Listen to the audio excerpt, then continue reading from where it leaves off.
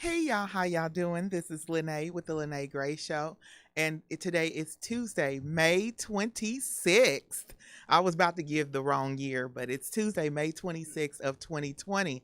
Today is my POTUS's, my second birth son, Jock Arthur. It is his 22nd birthday, the magical number, the number that um you begin to make everything just create and happen. A lot of people think it's 21, but 21 you still getting used to being grown. But I am so happy. I'm overjoyed. My energy is just on like 100 million trillion, and things are just beautiful. um you're listening to the Lene Gray Show. I always do this. I come back, I'm so excited. You're listening to the Lene Gray Show on KUAW, Knowledge, Understanding, and Wisdom, Kansas City's global community radio station. You're most likely listening to the Lene Gray Show on KUAW-LPFM 985 at on Facebook. But we are now live on Periscope and on Twitter as well. And you can type in the letters KUAW to watch us live on Periscope and on Twitter. Um, no, Periscope and YouTube. I keep saying Twitter, Periscope and YouTube, because I'm looking at Twitter right there on the board, y'all.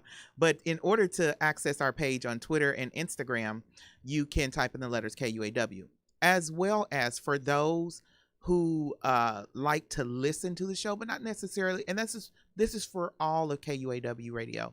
If you'd like to listen to the show, but not necessarily wear down your battery on your phone, type in the letters KUAW on the TuneIn app. And when you type that in on the TuneIn app, it's like listening to the radio. You'll be able to access any show that you want to access and hear it live on air. We are Kansas City's first global community radio station. I have to remember to keep saying that because I guess we have some more out here. So, but we're the first. We have high quality programming, and I always have people say, "Well, Lene, I want to do a show," and I'm like, I just have a show on the air. I'm not responsible for programming. So if you have a question or you want to get a show on the air, and listen, y'all, listen. And I have plenty of time today because my guest didn't schedule online like he was supposed to. So um I'm going to say this before I finish everything. Don't be afraid to just step out on your dreams. Don't be afraid. I literally contacted Mr. Walker to stand in for a show in 2018. It was simply just to stand in. Never thought about ever being a radio show host.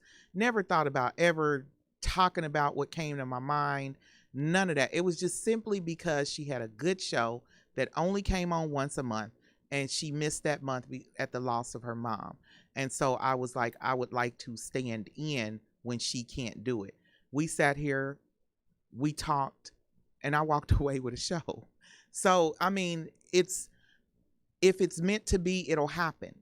And so that's what I say. Don't hold it in. Don't be like, well, I always hear people say, I think I can do that. And I always wanted to do it. I ain't even always want to do it, but I know I have a lot of information, and I like learning new things and talking to people and informing people of things. But if this is something that you've always wanted to do, give the station an email.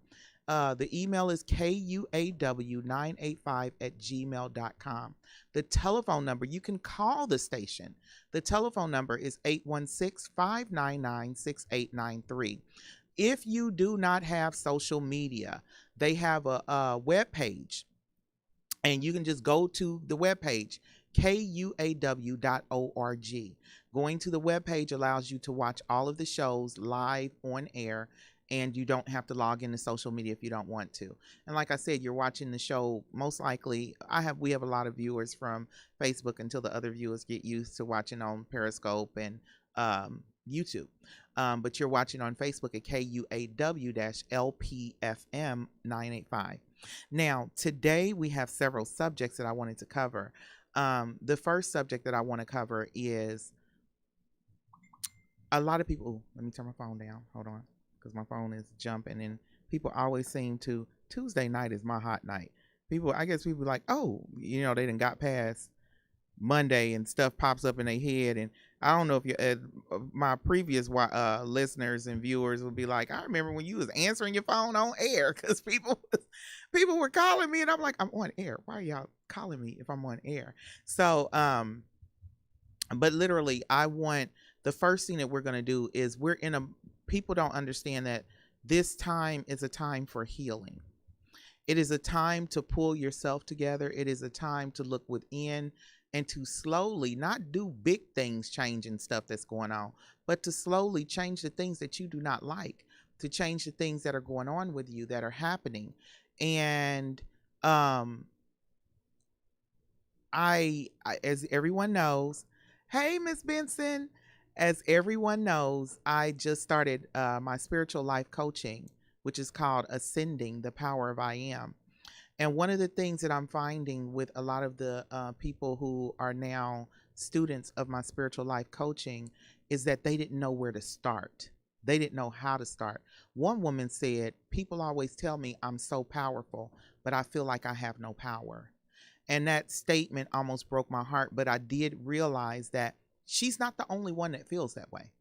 She's not the only one that feels like there's something in her life that she wants to do. There's a place in her life that she wants to be. There is a reality that she wants to create that she cannot figure how to get it done. No matter what your beliefs are, you have the power to do what you want to do. And if you believe that you can do it, it just doesn't come with just belief, because belief is one thing, but action is a whole different thing. And so when you understand that, yes, the belief is one thing, but the action puts everything into perspective, then hopefully you'll be able to start making changes, positive changes towards positive actions in your life. That being said, there's a lot of breakups that are happening. I've gotten information from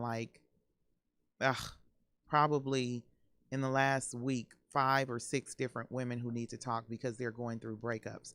And I'm pretty sure that the men that they're with need to talk to someone because they're going through breakups. Understand this. This is a time of pressure for everybody. And I saw this meme right before I came here, which was so funny. It said, if y'all break up and stay broke up after the first time, y'all's relationship was trash, because everybody knows you break up 785 times before you really broke up. And that's the truth.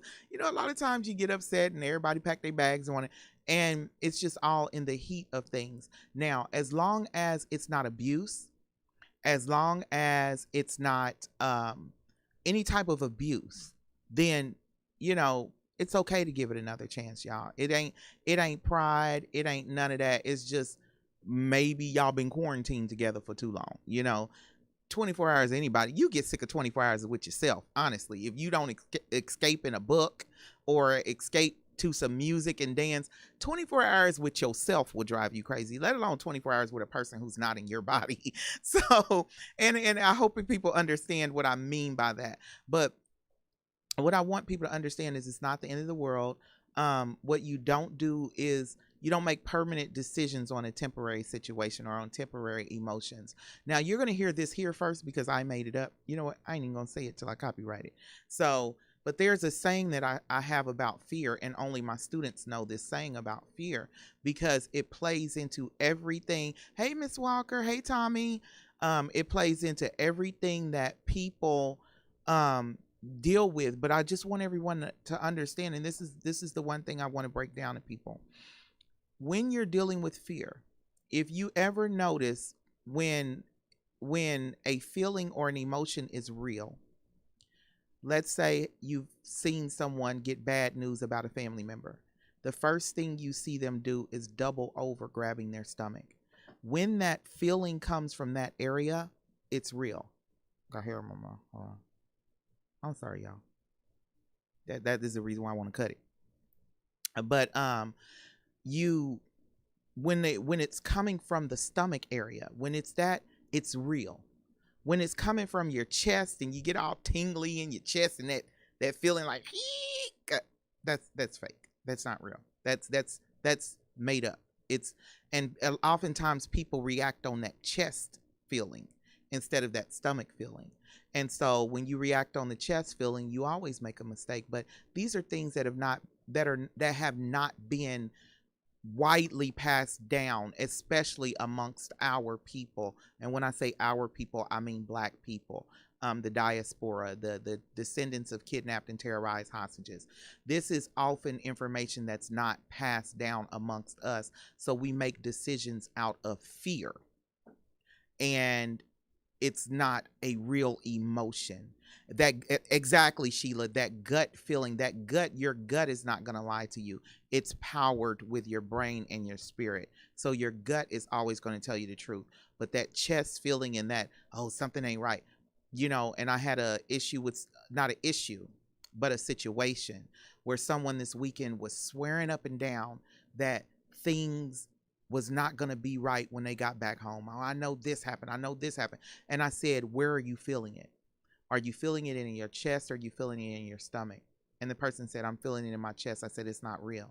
When you get back, everything's going to be the way you left it.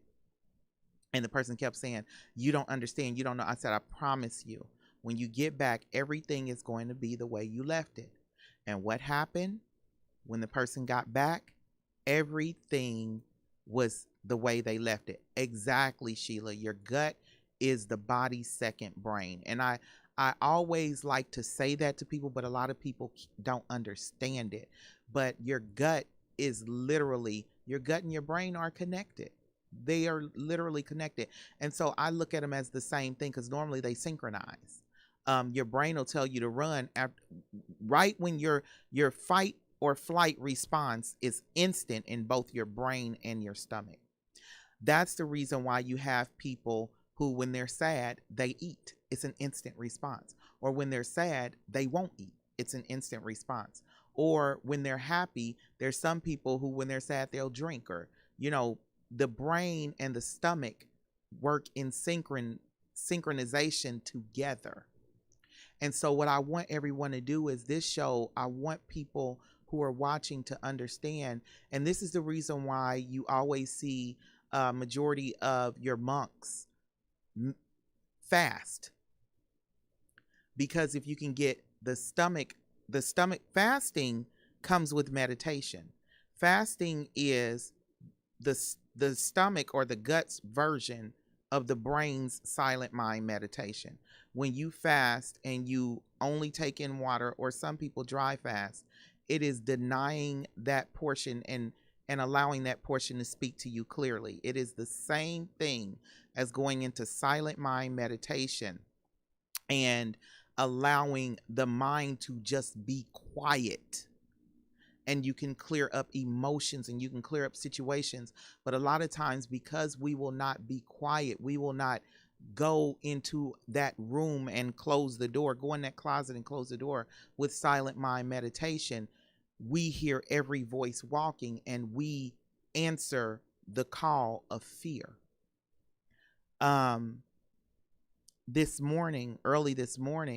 Early this morning, I had gotten off the phone with one of my students and then got on. One of the students called and she was having issues and she was just distraught.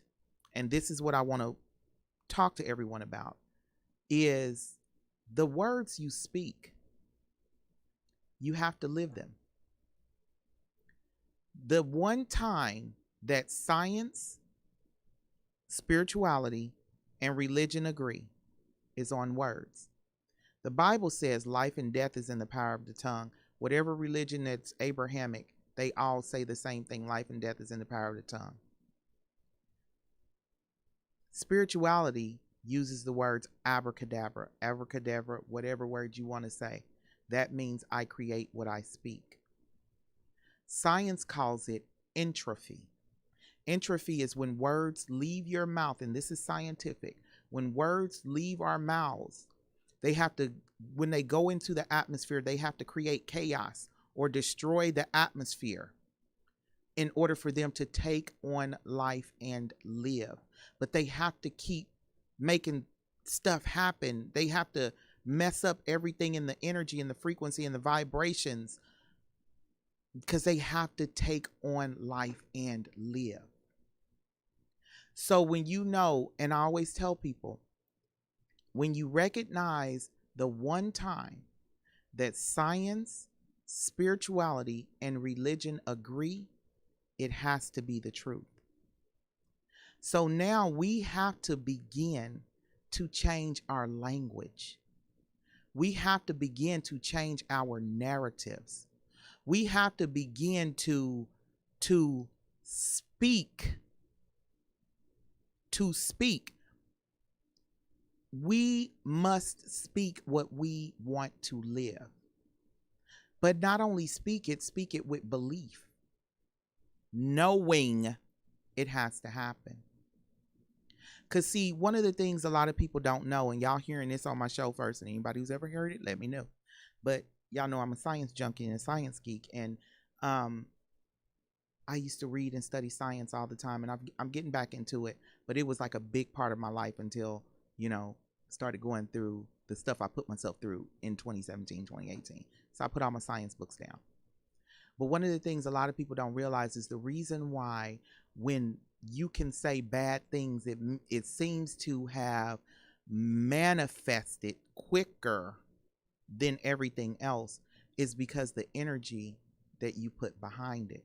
When you're angry, your energy is so woo.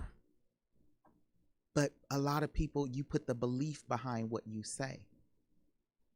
But a lot of people, when speaking positively, speaking life, they don't believe what they say, even though it's easier.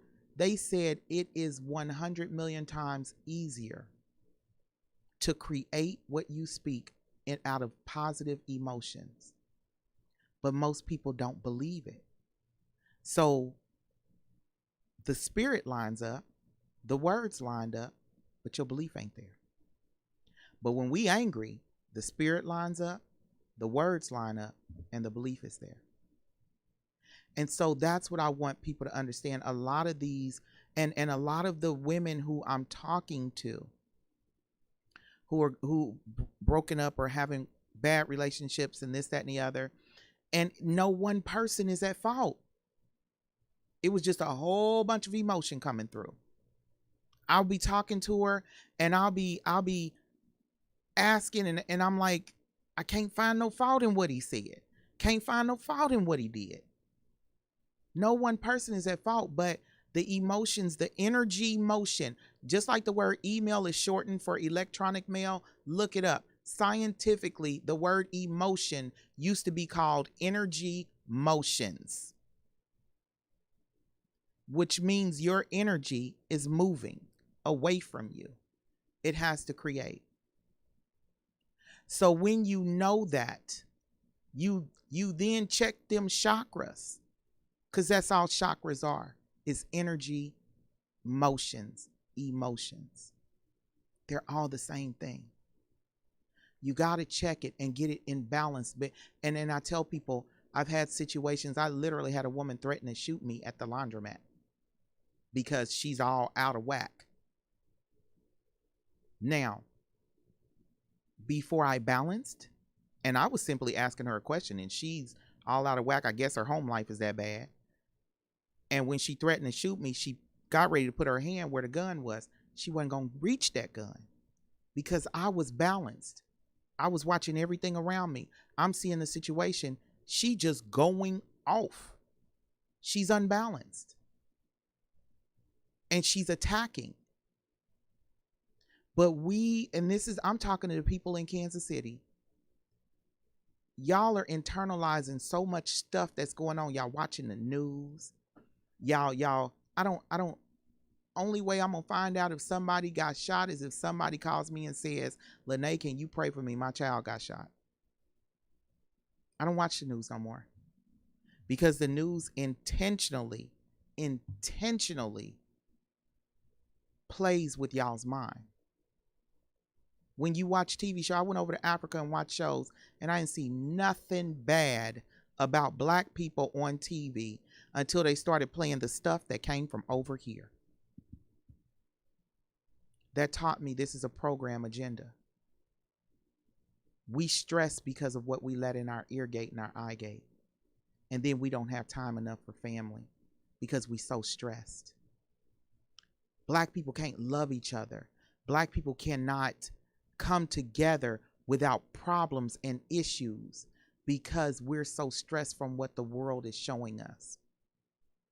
You notice it's about to be an election and they turning up on all of the black issues of you ain't black if you don't vote, if you think about voting for Trump. And then in his follow-up words, he said he spearheaded the law that gives black people 25 more years to vote. That was in 2006.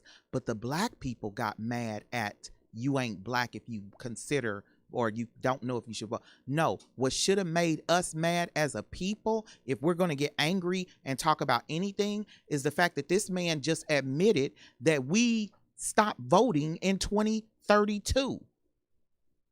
You was a part of a group of people under President Bush in 2006 who felt that we only needed 25 more years to vote, not the perpetual right to vote like everybody else. But no, we're subhuman. We're going to give them 25 more years and then we're going to come back and revisit it then. But us as a people, our minds are so caught up in the mess and the BS. We didn't hear the follow-up statement. We didn't hear this man say, y'all ain't good enough to vote after 2032. We don't remember when Barack Obama said, basically in so many words, I don't like this. This ain't right. But hey, they gonna do what they want to do anyway. He was Senator Obama then. And he called them out on that vote. But oh, how short our memory span is, because we want Trump out of office. So you're going to trade one racist for another.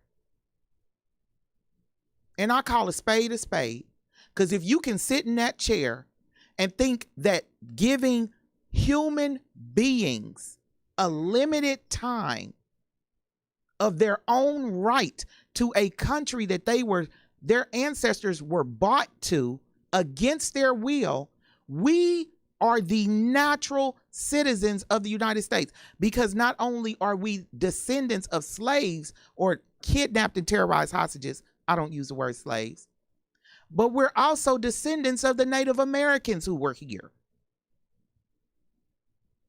And we are taught that we should be begging and fighting for rights. We can get upset and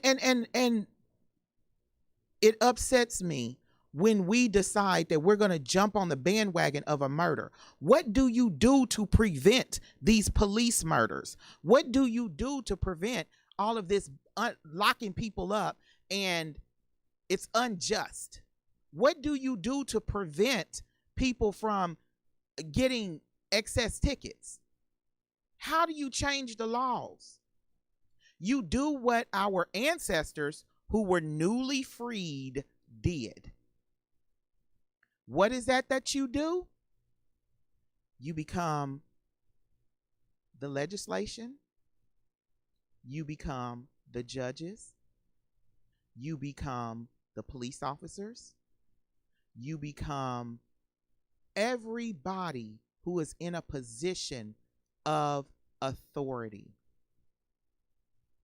How can you get those in a position of authority to respect you? You become them. We teach our kids, oh, you want to be a doctor, but then we don't train them to be a doctor. Our military, and I've been saying this for years, our military turns out tens of thousands of young black people a year. They leave the military.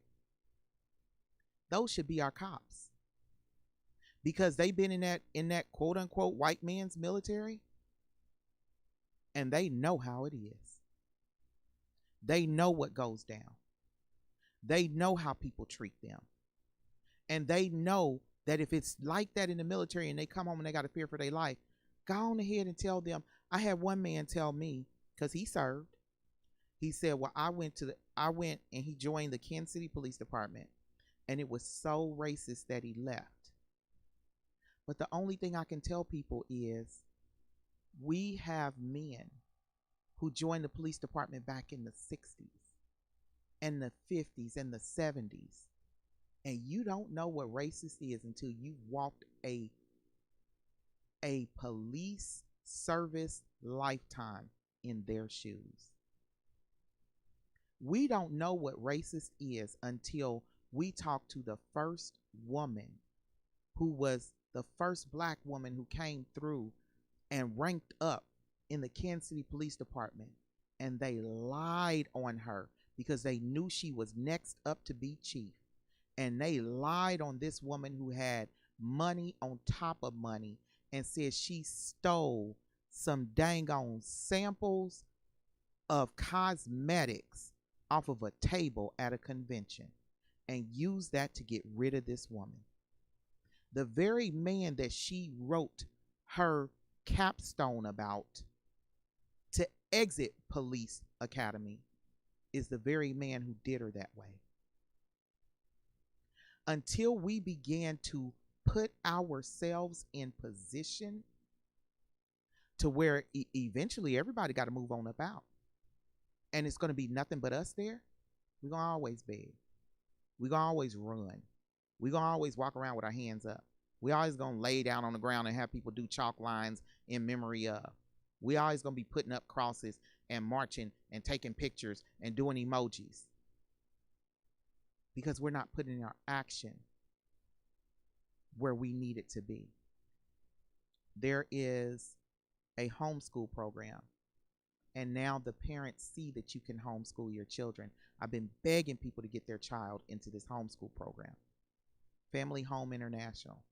He's training children from preschool to be doctors, to be whatever they want to be, for real. Because if they don't want to go into medicine, the kids know so much. Law ain't off limits. Tech ain't off limits. He's pushing the brains at a young age. His name is Marcus Klein, MarcusKline.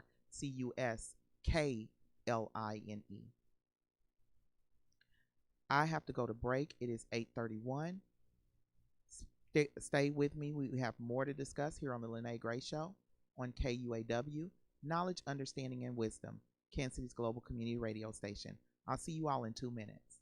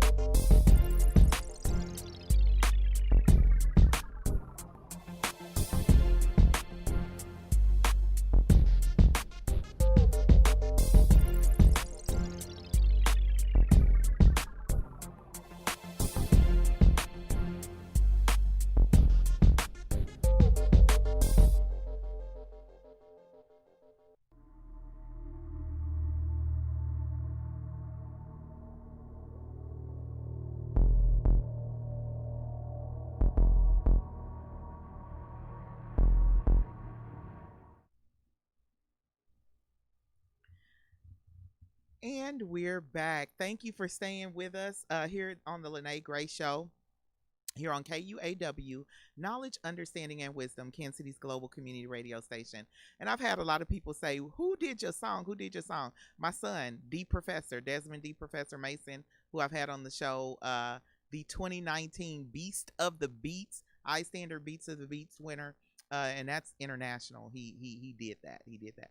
I watched him produce this. I mean, he literally, it took him like probably 15-20 minutes to do this. And I was like, hey, he was like, you need to hire a writer and write some lyrics to it. But I think I might have him come up with another one. I'll pay him to, and see, I like making sure that all my kids who are performers, I get in my grandbaby's money. That's what I call it. You know, you work and you ain't gonna do it for mama for free. But we were talking about, you know, solving issues and problems. Excuse me, y'all, I got this nail that's irritating me. But we were talking about solving issues and problems in the Black community. And the thing about it is, they know that we are emotional people. Everyone knows that you can say something, or you can, and we the partiers, we will ride. They know that the Black women will stand up and we will go to war behind our children and our men. And they know that if they can ride, we love listening to rousing speeches. And they've seen that. And I will say this, the 50 and under generation, hello, we like dealing with the emotional side, but we don't put no action to it. We don't put no action to it. The people who are over 50, the Black Panthers, the NOIs, the people who were just the SCLC, NAACP, SNCC, ain't none of them under 50. None of them. They put the work in. But we came up and everything is about making ourselves feel good. Everything is about emotion. So now everything, we're the elders. We've become the elders. And we have elders who are over us, but we are no longer 20s and 30s. And we have no power. Our power is in begging. Our power is in saying it's not right. The young folk didn't garner more power than we do. At least they use the power of Twitter to get people fired. They like, oh, you want to be racist? We're going to ruin your life. We don't even do that. We won't even do that. I can't tell you how many 50 and under, over 30, I say 37 and 38 through 50-year-olds that I tell, if you've been discriminated, like they did this. I'm like, go to Twitter and you tag every company in that corporation in Twitter and you keep telling them until something gets done. That's okay. I ain't gonna do that. But then they on Facebook complaining about it. The company ain't gonna see it on Facebook. So you too cowardly to at least type it on Twitter. We have to begin to create our change. And if you look at our everyday lives, a lot of the things that are going on in our everyday lives starts with our emotional instability. It starts with us not recognizing the difference between a gut reaction, a gut feeling, and fear. We got to fix this, y'all. We have emotions, and how many of y'all can go somewhere and get hyped up to do something, and then you leave out of there and everything's the exact same way that it was? We've got to stop learning to, we've got to start learning to follow wisdom and not charisma. That's our problem. We're attracted to the charismatic. But where is your power? Your power is in your actions. Wisdom is simply experience. That means they did that thing. They went through it. They lived it. Their power is in their wisdom. When we begin to draw back close to how we are supposed to be as a people, We were action oriented people even before they stole and came in and gave smallpox blankets and slaughtered and massacred. We were action oriented people. We've allowed people to make us think it's okay to beg for what we want. We've allowed people to show us that we are the most powerful. Because when it comes time for election, who did everybody start pandering to? They start going on our shows. They start talking to us. They start playing saxophones and carrying hot sauce in their purse. And it gets us worked up. And we're not willing to look at the whole picture. Now, I will say this about 45. I don't trust re-electing 45 because I feel like, and I'm just going to say this on air, feel like the man up under him, he had already pulled his card. And I done told y'all from day one that Pence is Hitler. Y'all better do everything y'all can to make sure that 45 stay healthy and stay alive. Because y'all ain't seen nothing yet if he gets reelected. Now, I don't like neither candidate. I honestly don't. I was rooting for Bernie Sanders. But you know, he's not charismatic enough. He's not seen as wealthy enough. He's talking our language. Anybody who talks our language is for us. And as us as a people, we have to turn against that because we self-sabotage. I want everyone, I can't see my comments, Mr. Walker, but I want everyone to understand. I want everyone to get it in your head that it is literally imperative that we begin to balance our emotions and stop letting people play on our emotions. Let's start shutting, I guarantee you, these dang on news companies and TV stations, if we start turning that mess off, don't even turn the channel on, black people gonna shut it down and they're gonna have to change the narrative of what they produce. I literally talked to 3 or 4 TV reporters, and this was back in 2012 when there was a big old riot at a certain school in Kansas City. So they said it wasn't a riot. It was just some kids trying to be bullies running around jumping on people. And them kids was fighting back. So every news station in the city was posted in the grass across the street. They was trying to ask parents questions, and I told them I wasn't going to talk to them. I'm not going to stand in front of your camera and make my kids look bad. That's what we're not going to do. But a bunch of parents was talking and tearing down the schools and this, that, and the other. And what happened? They gave me their card. But guess what? When the school was the only school in the district, even beating out the most prized possession school in the district, that school turned around in 1 year and was the only school in the district to get accreditation. I called each and every reporter that gave me their card.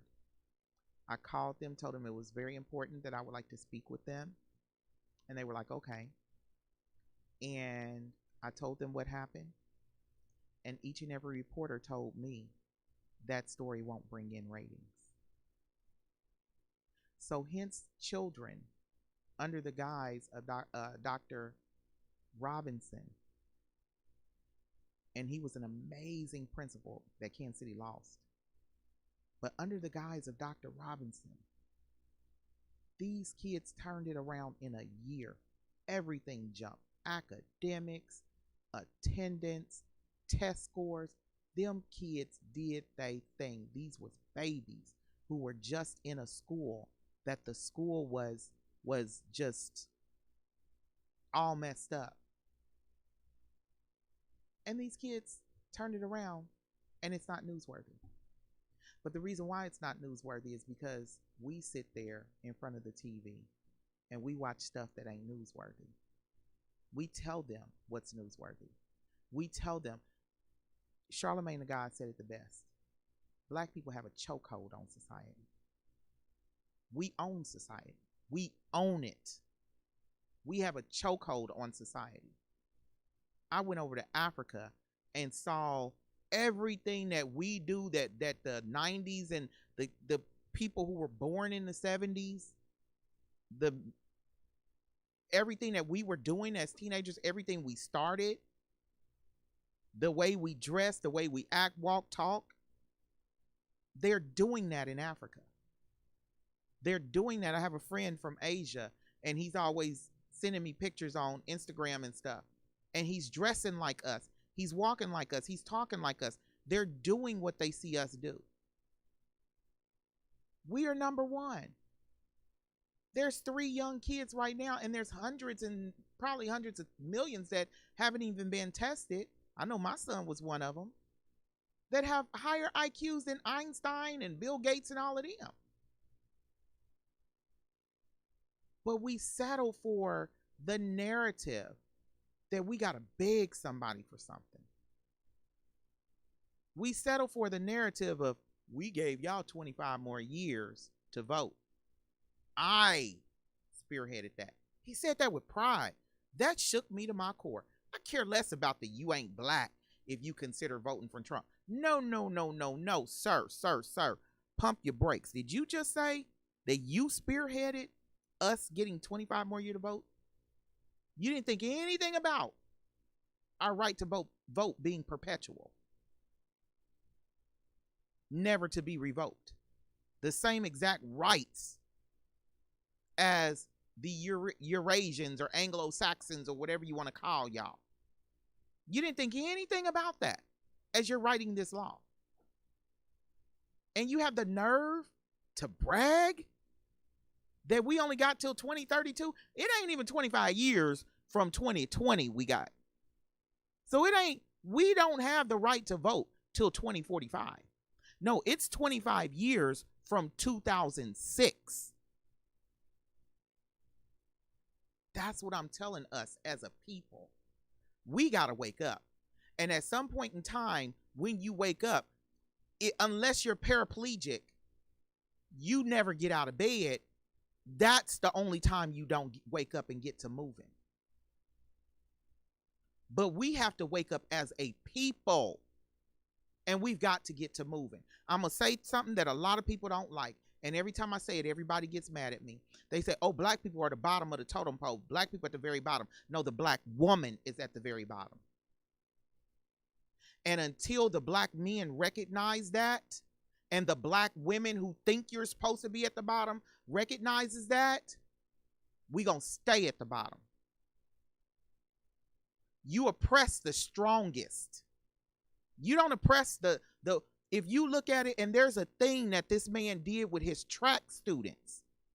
And he told them, take a step forward if this, and this. Take a step forward if this, and this. And if y'all find that video, I'm going to post it. And I'm going to post the link in this video. He kept saying, take a step forward if you got this. And when he turned around and had everybody look around, one thing that a lot of people didn't notice about that video, see, I'm a detail person. And I listen to things that people say. And I watch the actions because that's just how I operate. But the one thing that everybody did not notice about that video that makes me want to become emotional, but I want, is that the black girls was at the very back. Even the black boys had stepped ahead of them. Even the black boys had stepped ahead of the black girls. And he told everybody, turn around and look back. And a couple of the black boys didn't even turn around because they assumed that they was the last ones in the line. That's what's going on with us. We're going to keep begging people until we learn to hear the voice that leads us. We're going to keep following strangers' voices. When the world needs healing, they come to a black woman and ask her to grab her cape. And we do it every time.